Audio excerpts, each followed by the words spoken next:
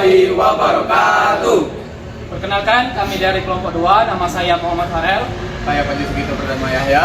Saya Agung Pramana. Saya Syed Ashraf Rahman. Saya Nika Jena Salvadal. Saya Muhammad Rizka. Saya Muhammad Irdan Alarat. Baiklah, di sini kami akan menjelaskan materi PKWU tentang perkembangan kerajinan mancanegara.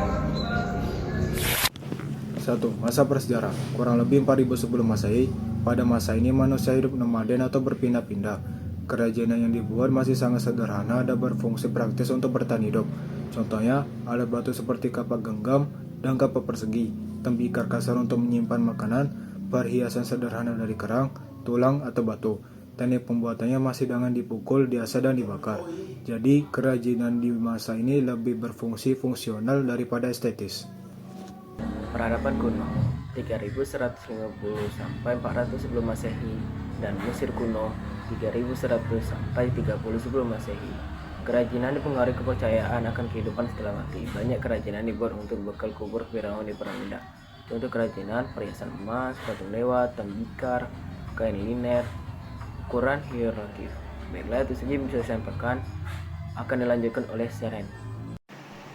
Yang kedua, pada masa peradaban kuno Yunani dan Romawi pada 3150 sampai dengan 400 sebelum Masehi dan 500 sampai dengan 200 sebelum Masehi. Yunani terkenal dengan patung dewa-dewi, vas keramik bergambar, relief, dan ukiran pilar. Sedangkan Romawi menonjol dalam mosaik, kaca, perhiasan logam, dan kerajinan arsitektur. Kerajinan pada masa ini tidak hanya untuk agama, tetapi juga dekorasi, status sosial, dan seni. Baiklah, di sini saya akan menjelaskan tentang periodisasi perkembangan kerajinan, terutama pada masa peradaban kuno di Cina, khususnya pada dinasti Shang dan dinasti Han.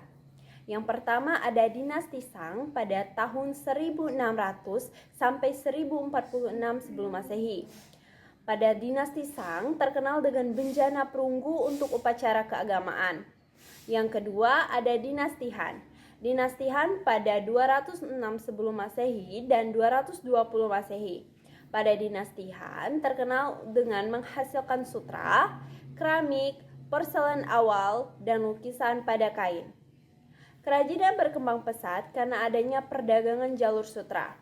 Pada masa peradaban kuno, kerajinan mulai bernilai religi, estetis, dan ekonomi. 3. Masa abad pertengahan 400 sampai 1500 Masehi. Kerajinan sangat dipengaruhi oleh agama dan perdagangan lintas wilayah. Di Eropa, perkembangan fitrial kaca berwarna di gereja, manuskrip, iluminasi, ukiran kayu, dan perhiasan. Di dunia Islam, perkembangan kaligrafi, keramik geometris, tekstil seperti karpet, Persia, batik awal di Nusantara. Fungsi kerajinan untuk ibadah, simbol kekuasaan, sekaligus komoditas perdagangan internasional. 4. Masa modern. Pada tahun 1500 Masehi hingga sekarang, setelah revolusi industri pada abad ke-18, kerajinan berubah karena adanya mesin produksi massal. Di Eropa, lahir aliran seni dan desain, seperti Art Nouveau, Art Deco, dan Bauhaus yang memengaruhi kerajinan. Pada abad 20 hingga 21, kerajinan makin berkembang, misalnya fashion dan desain rumah. Seni kontemporer, pemanfaatan teknologi seperti laser, komputer, 3D printing, dan lahirnya tren-tren baru seperti kerajinan ramah lingkungan dan daur ulang. Baiklah, di sini saya akan menyampaikan kesimpulan dari materi yang telah dijelaskan oleh rekan-rekan saya sebelumnya. Yang pertama, masa prasejarah 4000 sebelum Masehi. Pada masa ini, kerajinan muncul dari kebutuhan dasar untuk bertahan hidup. Sifatnya fungsional, menggunakan bahan sederhana seperti batu, tulang, dan tanah liat. Yang kedua, masa peradaban kuno 3150 sampai 400 sebelum Masehi. Pada masa ini, kerajinan berkembang menjadi sarana religi, simbol kekuasaan, serta perdagangan awal. Munculnya karya bernilai estetika seperti perhiasan emas, patung, mozaik, sutra, dan porselen.